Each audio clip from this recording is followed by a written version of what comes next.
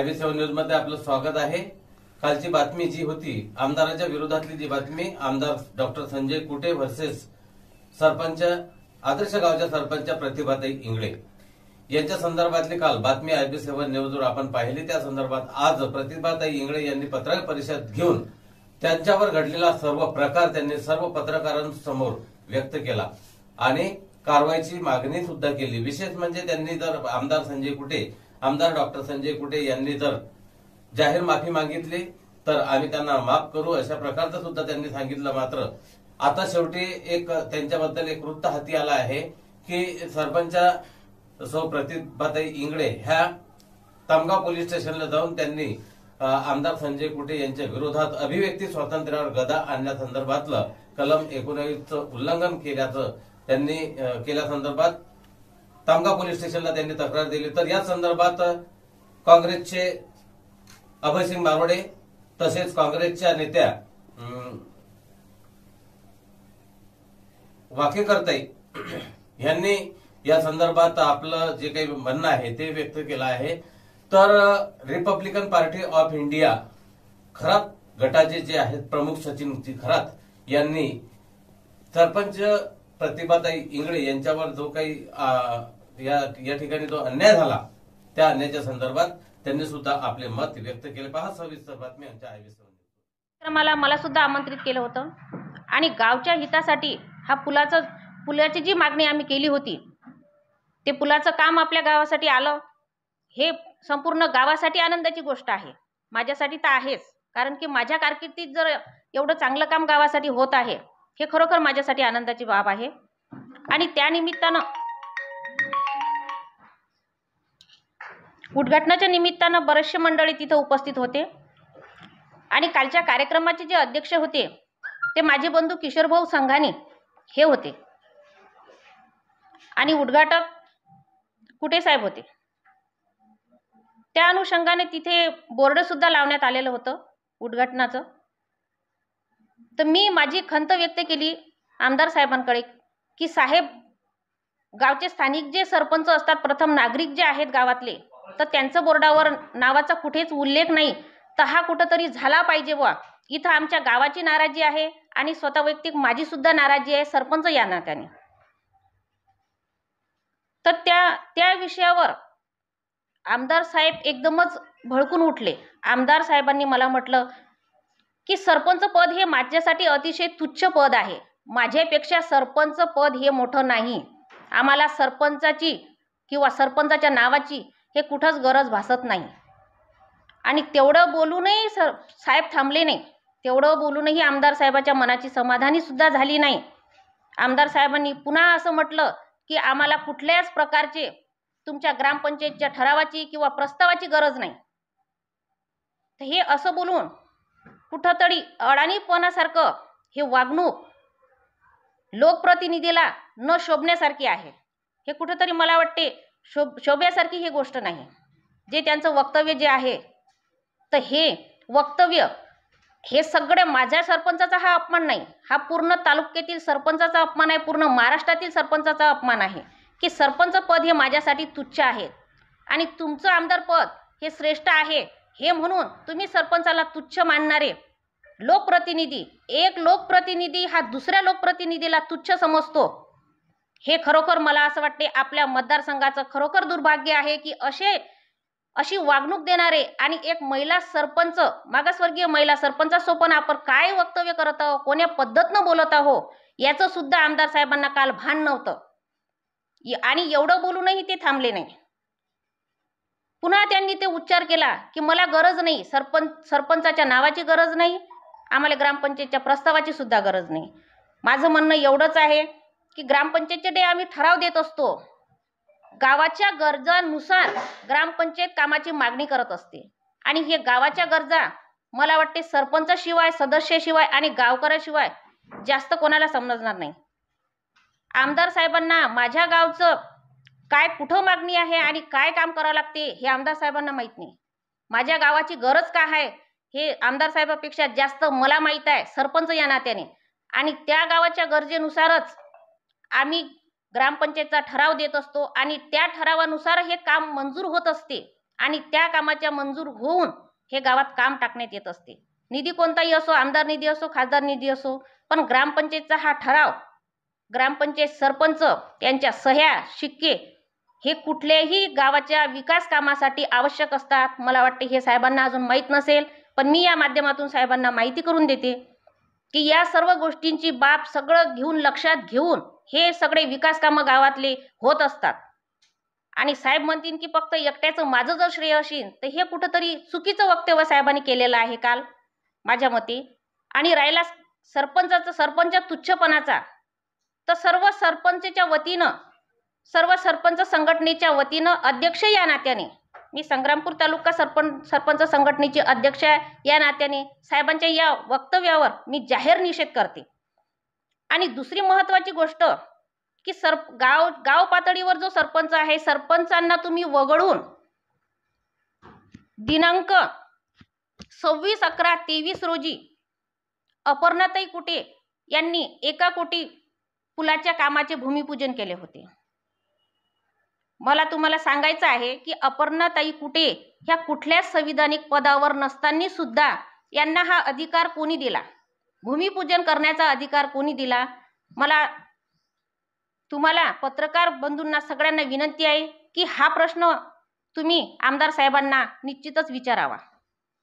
कुठलेही संविधानिक पद नसून तरी कुटेताईंनी आमच्या गावात येऊन भूमिपूजन केले पुलाचे.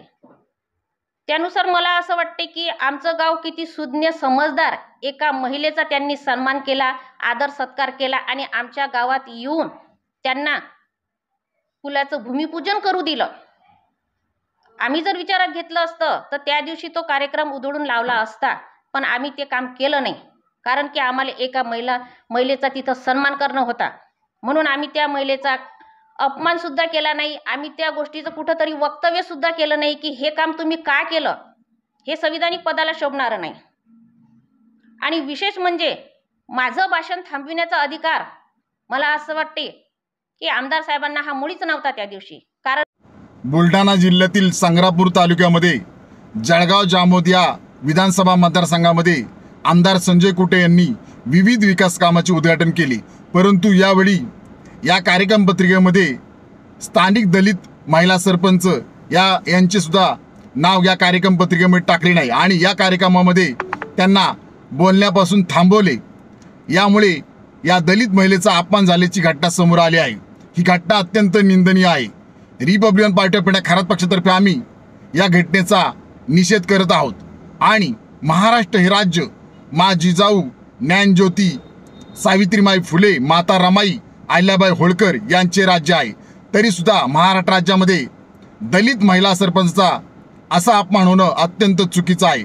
म्हणूनच Republican party of India Kharat पक्षातर्फे आम्ही भारतीय जनता पार्टीचे नेते आणि महाराष्ट्र राज्याचे माननीय गृहमंत्री देवेंद्र फडणवीस साहेब यांना मागणी करत आहे की आमदार संजय कुटे यांना असा प्रकार केल्यामुळे तात्काळ त्यांची भारतीय जनता पार्टी या पक्षातून हकालपट्टी करण्यात यावी, अशी मागणी आम्ही आपणास करत आहोत.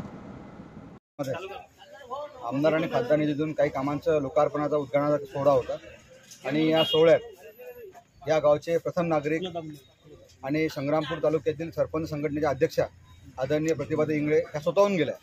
त्यांना कुठल्याही प्रकारचा मान सन्मान दिला नव्हता. त्या मान सन्मानाच्या भुकेल्या पण नाहीत, त्या तशाच मोठ्या आहेत. कारण सरपंच पद हे संविधानिक असल्यामुळे तिथं असलेल्या कार्यक्रमात सर्वात मोठं पद त्यांचं होतं आणि त्यांनी मुळात त्यांना कुठल्याही प्रकारचा द्वेष वगैरे न करता त्यांनी सरळ आमदार साहेबांना असं म्हटलं की बा हा कार्यक्रम आपण खूप छान घेतला, मला तुम्ही जे सहकार्य केलं निधी देऊन त्याबद्दल मी तुमची आभारी आहे, पण माझी याची खंत होती की आपण एक या गावचा प्रथम नागरिक म्हणून मला बोलावणं आवश्यक होतं.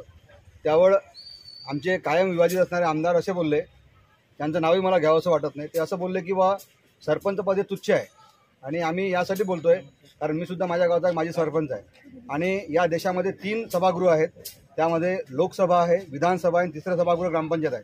आणि ग्रामपंचायतसारख्या घटनाबद्दल जर एखाद्या सभागृहाला हा माणूस तुच्छ समजत असेल तर या माणसाच्या अकलेदारी हा माणूस कसा तोडतो यावर आपण समजून घेणं गरजेचं आहे. दुसरी गोष्ट, तो बा असा बोलला की मला नावाचा काही घेणदेण नाही आणि नावाचा विषयच नव्हता. जर नावाचा घेणदेण नसेल आणि जर महिला नावाचा घेणदेण नसेल तर आपल्या पत्नी ज्या डॉक्टर अपर्णा कुटे आहेत त्या वारंवार खूप ठिकाणी जातात, मग त्यासुद्धा महिला आहेत पण त्यांच्याकडे कुठलं पद नाही. बरं, आमदाराची पत्नी हे कुठलं पद नसते, उलट सरपंच पद तरी महत्त्वाचं आहे. मग जर तुम्ही आमच्या बहिणीला न्याय देऊ शकत ना प्रतिभाताई इंगळे, तर आपण आपल्या पत्नीला सगळ्या ठिकाणी फिरतो, मग त्या कुठल्या पदाने फिरतात हे आम्हाला तुम्ही स्पष्ट केलं पाहिजे. बोलायचं म्हणून काही बोलायचं नाही. मुळात भाजपची संस्कृती ही कायम महिलावर अन्याय अत्याचार करणारी आहे.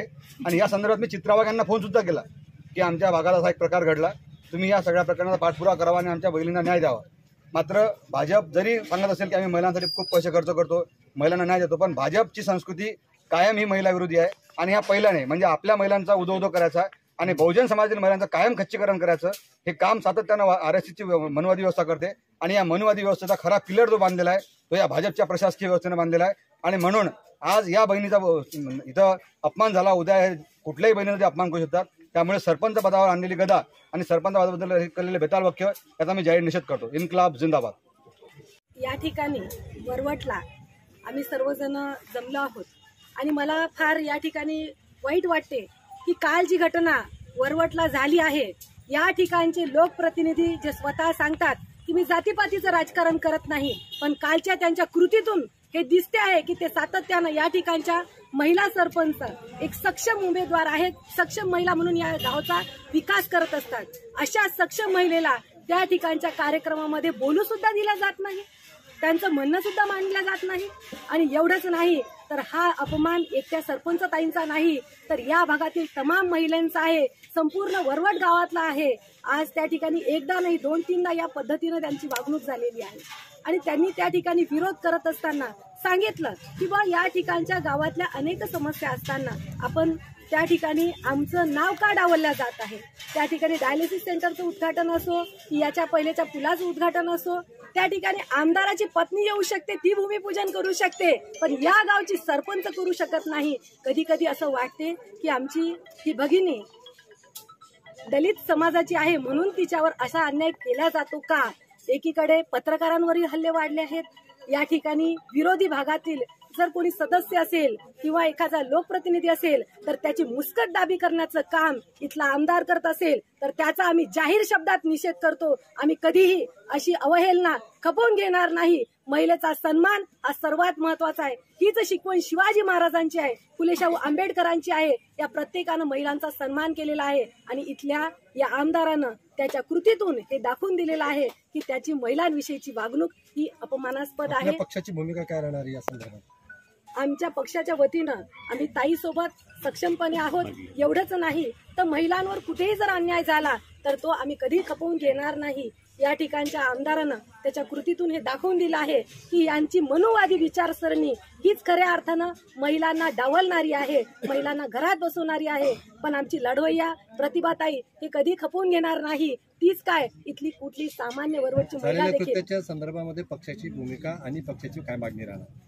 आमचं म्हणणं आहे की या घटनेसाठी आमदारानं जाहीरपणे ताईंची माफी मागावी आणि यानंतर अशा पद्धतीचे बेताल वक्तव्य करणं हे थांबवलं पाहिजे. इथला दलित असेल, इथला सामान्य माणूस असेल, शेतकरी माणूस असेल, या सर्वांच्या न्यायासाठी काँग्रेस पक्ष त्याच्या सोबत राहील. महिलांच्या सन्मानासाठी पक्ष त्यांची तक्रार करणार आहे का? आमदाराची तक्रार करणार आहे का? कुठल्या आता आमदाराची तक्रार खऱ्या अर्थानं आम्ही जनतेच्या दरबारात मांडणार आहोत. जनताच येत्या पुढच्या काळामध्ये त्यांना त्यांची दिशा आणि दशा दाखवल्याशिवाय राहणार.